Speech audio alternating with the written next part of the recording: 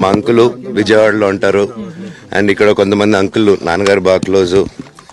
మనోజ్, నువ్వు ఎన్నో సంవత్సరాలు ఇంటి బయటగా ఉన్నావు, నీ సొంతంగా ఉన్నావు. మీ నాన్నగారు అమ్మగారు ఒకరే ఉన్నారు.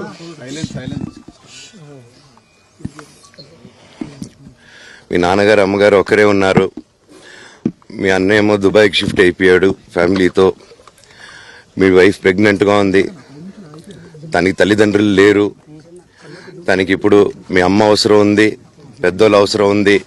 నువ్వు అక్కడే ఎలా చూసుకుంటావు అంటే, నాకు ఆ రోజు మా భార్య కూడా ఒకసారి వాళ్ళు అన్ని చెప్తున్నారు కదా, ఎందుకంటే ఒకసారి వినండి అంటే, సరేమ్మా నీకోసం వస్తాను అని చెప్పి మళ్ళీ తిరిగి రావడం జరిగింది. అండ్ నేను ఈరోజు నా గురించి ఆరోపణలు వేస్తున్నారంటే